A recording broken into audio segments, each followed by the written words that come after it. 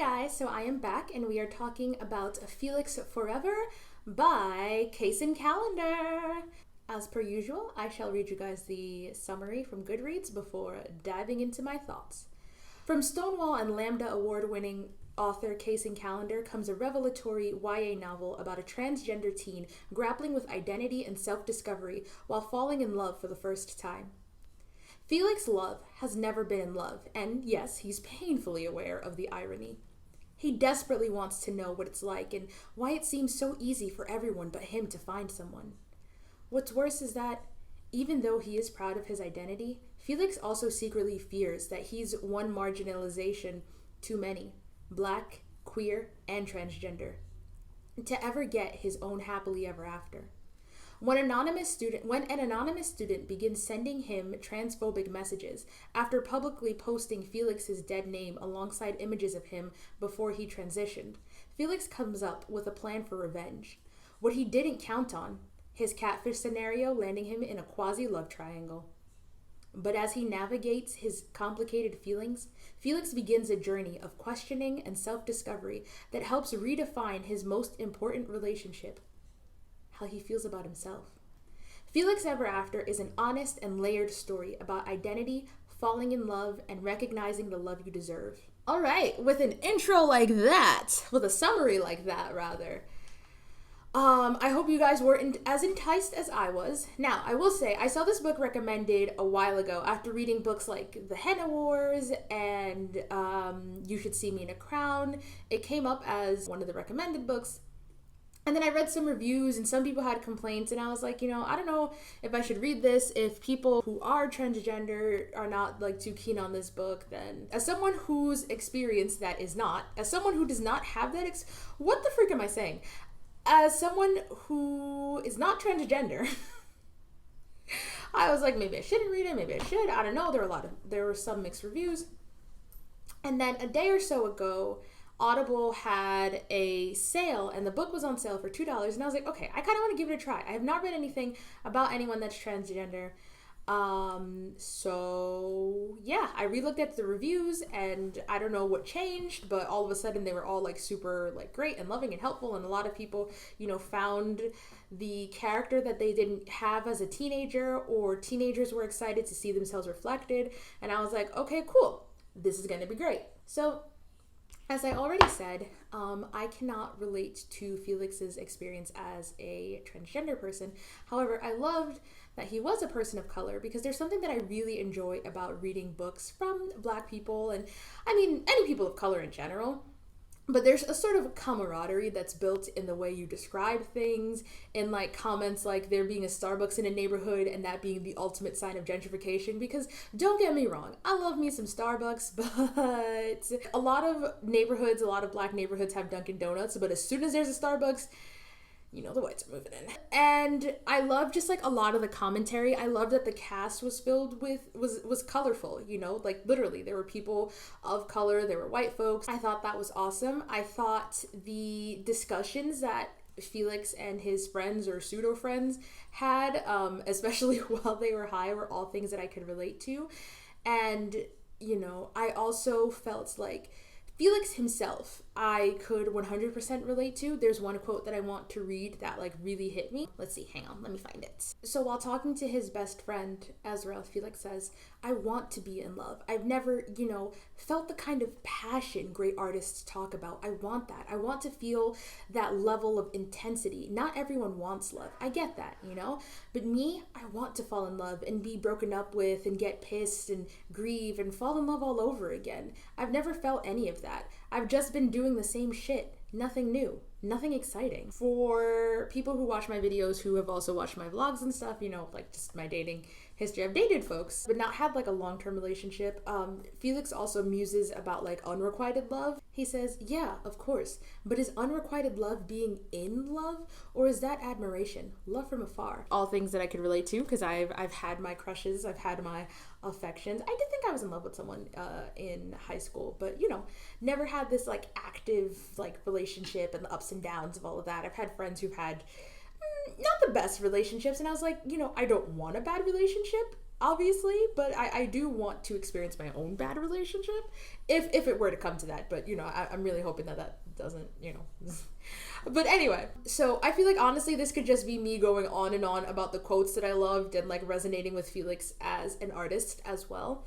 But to talk about the book itself, which is probably what you guys came here for, right? So the blurb sums it up pretty well, honestly.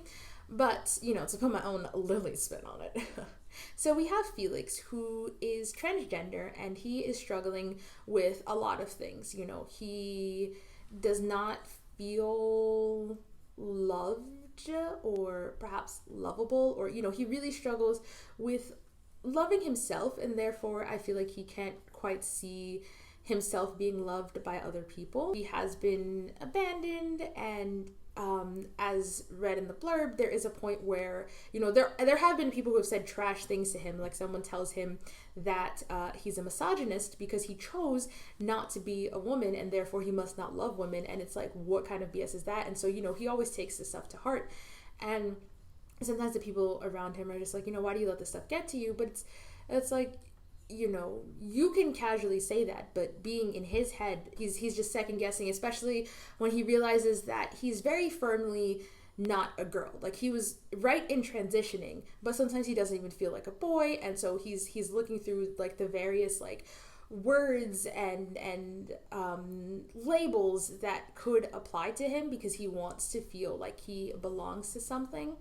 And so when he is outed in an insane way, pictures of him from his old life, I guess, or before he transitioned, are posted, and he's dead named, and it's taken down quickly, but he wants to get revenge, and he starts this catfishing plot, and he starts to find himself actually falling in love. And one thing that really blew my mind is when you find out who was behind the catfishing, not the catfishing, the bullying of Felix.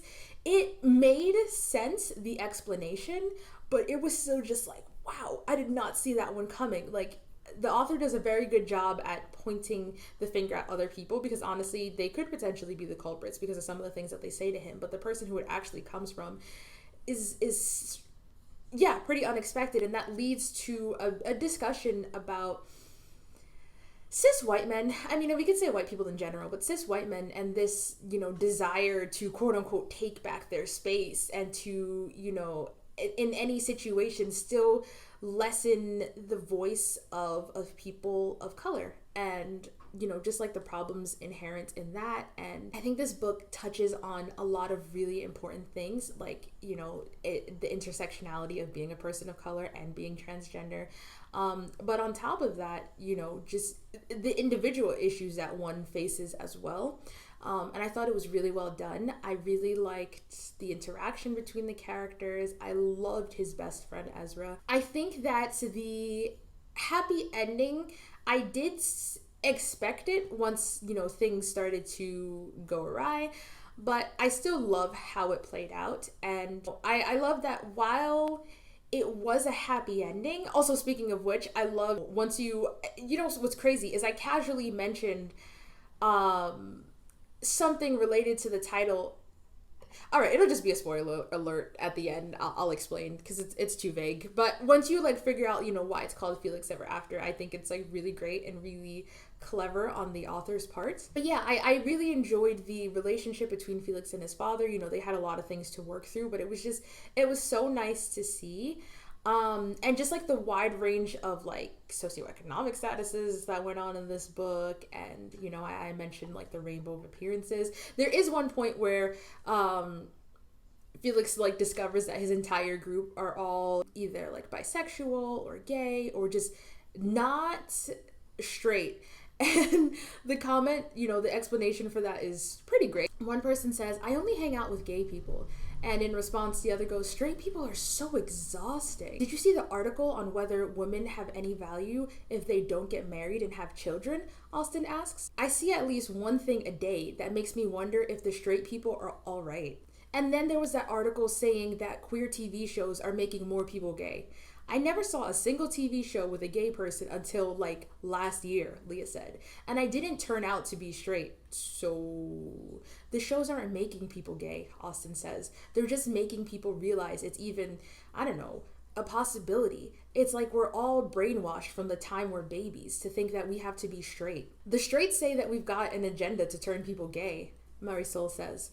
But then we'll try to force toddlers on each other and say, it's so cute and they're destined to get married.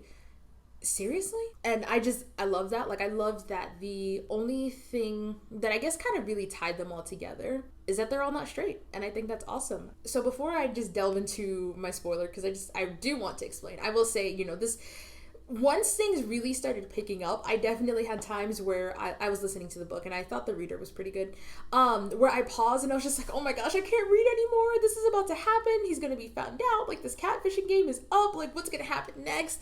And I think the author did a really good job of like building tension and all of that good stuff. So I 100% recommend this book. I rated it 5 stars on Goodreads. I also saw that it was nominated in like Goodreads like awards, I guess Reader's Choice Awards or whatever. And there were other books in the YA section that I really enjoyed, like You Should See Me in a Crown and Henna Wars, but I ultimately went with this one because I really enjoyed it. Okay, you can stop watching now. Okay, so the explanation basically for why it's called Felix Ever After is because Felix means happy in Latin. And so what's crazy is there's a part where Felix talks about the name being lucky. And when I was describing the plot to one of my friends, I was like, Felix means happy, and it also, it means lucky, but it also means happy. And I did not put that together for myself. So yeah, I thought it was so cool when it's mentioned later on near the end of the book. Okay, like I said, if you guys still watched anyway, or just those who didn't care and don't mind spoilers and stuff like that, it's very minor, but yeah, so give this book a read. I think you'll enjoy it, whether you're a teenager, whether you're an adult or a quasi-adult like me. I mean, they tell me I'm an adult, so whatever. There was a lot that I related to in this book, and I feel like regardless of how you identify, there will be something for you to relate to as well, just, as humans searching for their purpose in life and wondering if we've missed our destiny, or if our destiny is just to, is to miss our destiny, all those great high thoughts that these kids came up with. Oh my gosh, I called them these kids. I sound like an old person. On that wonderful note, I will end this video now, and I shall see you guys in the next one.